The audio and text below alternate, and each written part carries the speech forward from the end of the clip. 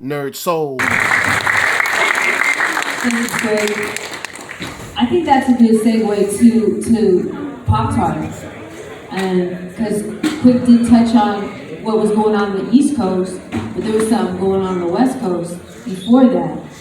And this is something that me and you have had conversations about many times, many years, about really, what was before hip hop out on the West. And can you drop a little science about that, and also about, as well maybe tie into that our egos and how that shifts when we mature, and we have been passed the torch and now we have a cause. Whereas before, maybe when we're young or we're just representing our crews, ourselves, or a style, it's all about us. But then when you're given a torch or you're given history and culture to move forward, like what happens? What shifts?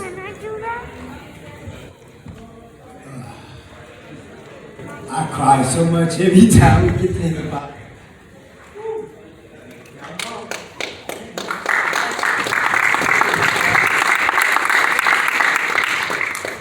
Alright. And everywhere I go in the world, I've been doing this for years. Every time somebody talks to me, we get to hip hop, I cry. It's the first thing I do. I can't stop.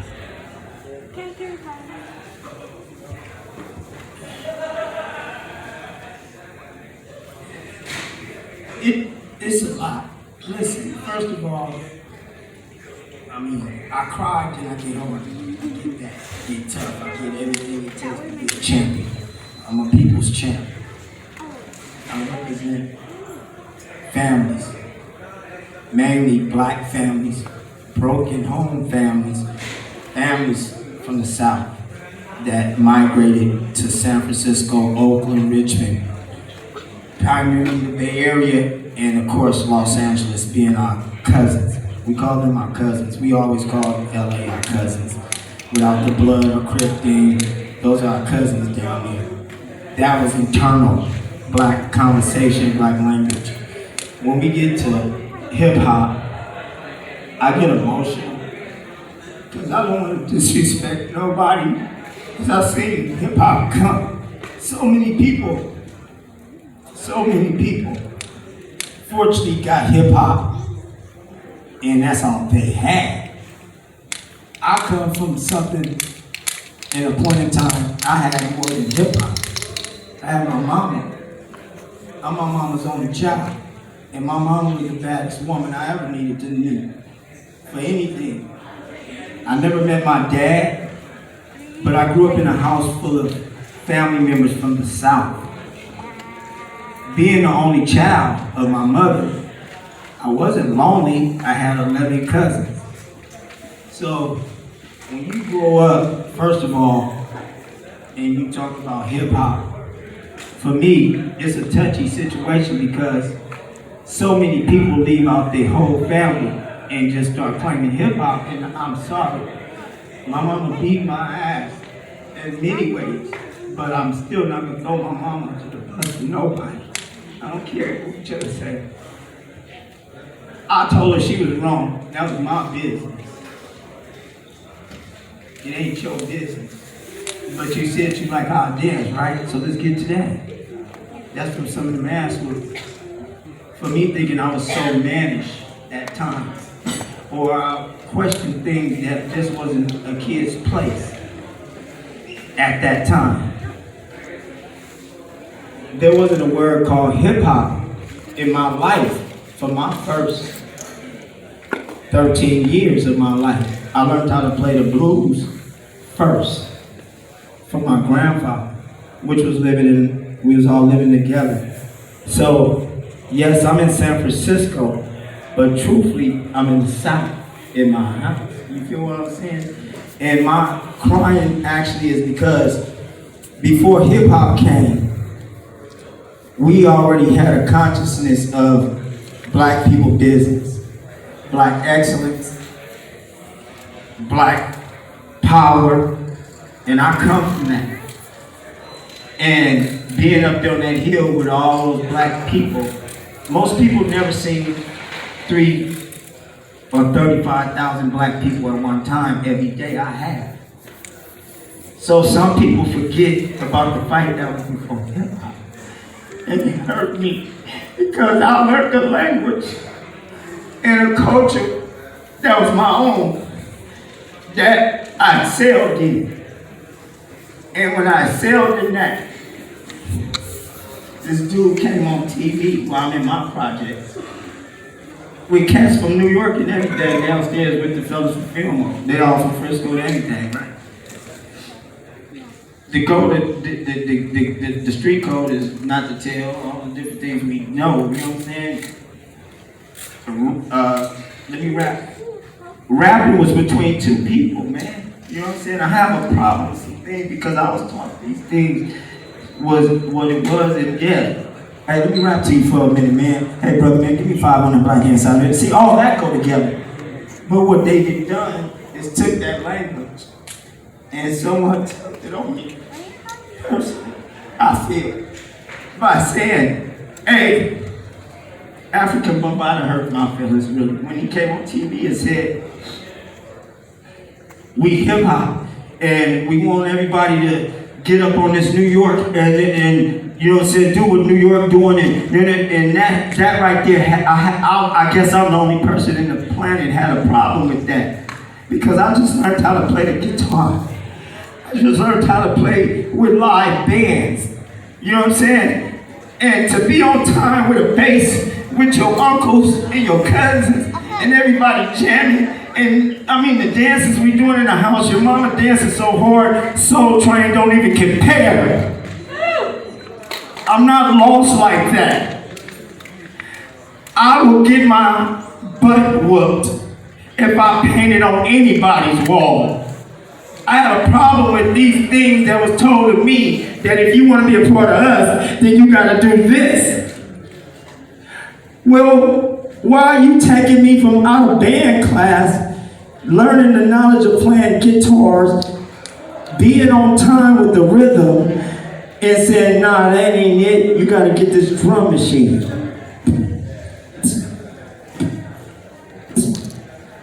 Made me start all the way over to be accounted for. When I already just won the ham-bone competition with my mom in the 4th grade. Let me see, I don't know if I can still hit something. Let me see.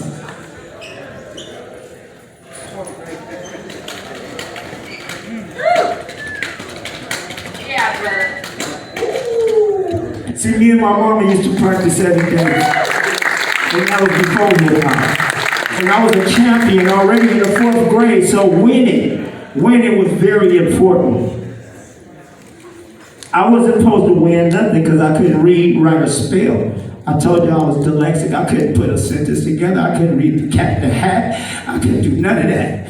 But I could beat you in running.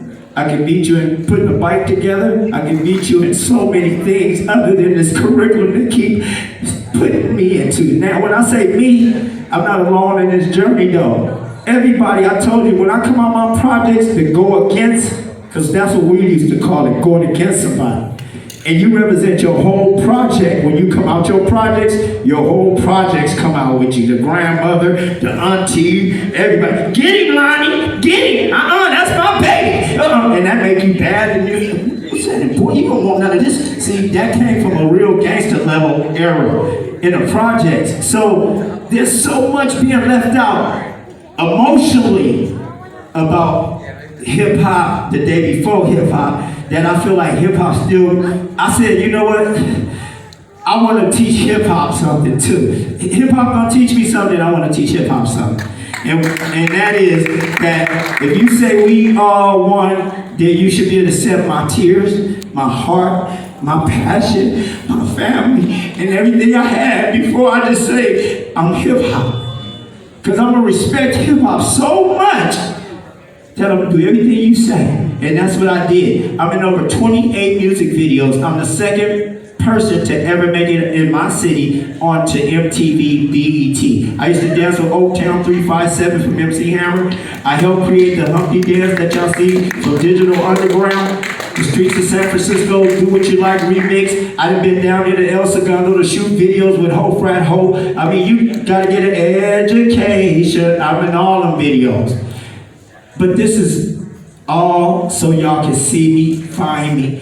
Cause they was trying to blackball me way back in the 80s. Cause I could come in a party and ooh, I'll damage a whole party of, you know, new beginners that was calling themselves hip hop at that time. And it wasn't that I wanted to beat nobody, but I was just like, I want everybody in hip hop to know, don't suppress, man.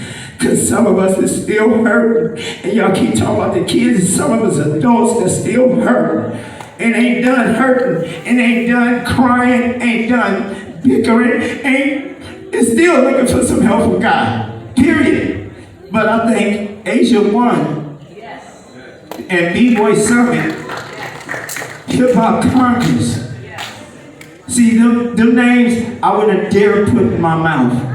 I trusted these organizations with my heart because they was open to hearing me and giving me a chance. Asia put her name on the dotted line and helped me bring the whole Bay Area out here to prove that we had some dance called Boogaloo and Robot and Strutters that came before hip hop came to Northern California. That would have never got saw. So I thought I'd create a video called the BRS, the day before hip hop in Northern California, because I seen Wild Style. And I wanted to be in love with that movie, but I couldn't because I wanted to talk to the person that made this movie. He doesn't know about me. What about me? I was already bad as hell. So y'all didn't need nobody. When I seen Little Lee in that movie, I went crazy. My whole community went crazy. Lord, you gotta get here, buddy. They man, why you put these niggas in these movies, man? You wrong. And that was hurting me because I knew the truth, which is, man, there's processes. But in the projects, you know they don't understand the processes. So that came down on me. When Turbo did what he done in the movie, we was all in the theater together and we saw that. My whole community came on me. Lon, you gotta go get that little blood. And I went on an attack chasing Shrimp down everywhere I heard he was. And his management would never let me dance against him. And then I thought about it, I'm like, you know what? I'm jealous as fuck. I felt so wrong for doing it a couple times because that man was in a place I wanted to be. And just to this day, 2022, I asked him to forgive me at the Radiotron event. Just now. But battling, winning, standing tall, being relevant, all those things are things that's processes, man. You can tell me, I done been on crack, I done sold crack, I done shot at people, I done got shot at, everything. But that all usually happened when I tried to give up on strutting. Every time I walked away from this because of the pressures of hip hop in a certain way, I almost died. And then you always open the door and make sure I have somewhere to come back to. And you remember the first time I was all over the place at BBoy Summit because I was supposed to get killed that day. Still. And that was because I was doing things that my community didn't feel comfortable about. They told, I remember coming home and they're telling me, hey, Lon, don't teach no white boy I shed blood. That's when I found out this ain't just my dance.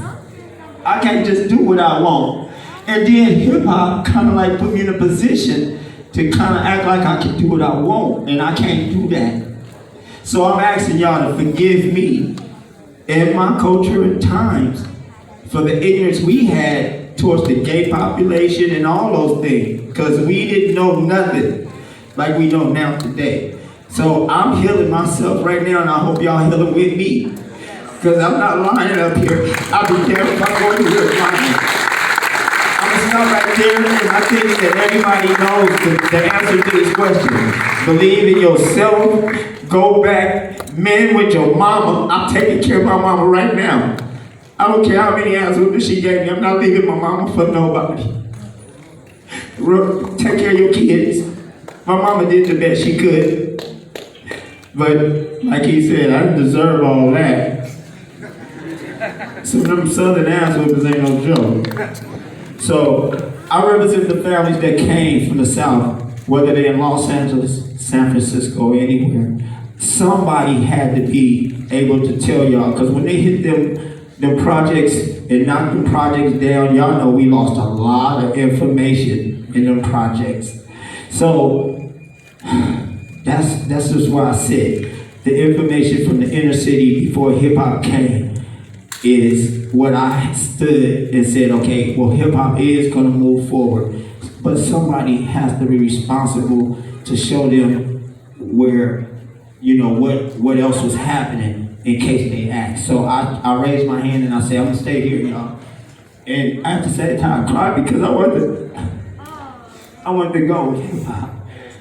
But I couldn't because I was the only one left doing this art form in the manner of the true culture, battle way, the strength way, the fight the power way, you know what I mean? I could go out of space with this, you know what I'm saying? And this dance has so much arts and crafts in it that I can't even see how New York could leave it out of the books of education. That's the next thing. It has so many family values in it because it was most of our families involved with it that taught us how to do the things we done. So I don't see how you take it out of the curriculum. I could take everybody right now and give them all some glue and some letters and we have a spaceship in about an hour.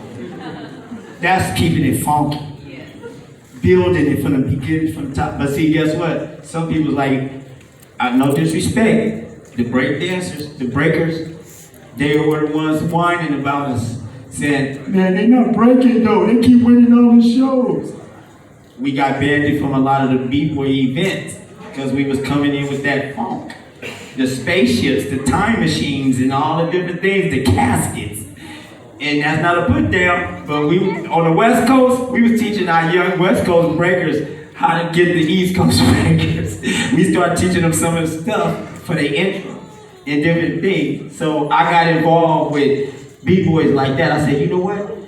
We're gonna just give some of the stuff to the B-boys and let them get the East Coast B-boys in. So that's how I found my fun, hanging around different B-boys and B-girls and lockers and poppers, and allowing myself to not just listen to the guys that surrounded me that day and said, don't teach our stuff to no other nationality. You know, that happened to me. I got jammed by my own. So what I did was made myself a champion to the point where what he was talking about was so small that you look stupid coming to me say something like that now, boy, because I'm worldwide with it. Our culture is worldwide. And thank y'all, we got a new breath and a new family. And you guys are that family, y'all are that new breath and that new heart that I got. It comes from you. Thank you, Asia. Thank everybody. Thank you, you know, that was beautiful. Thank you for everything. We're recording this so many other people get to see this, because these are the type of interactions. This is history.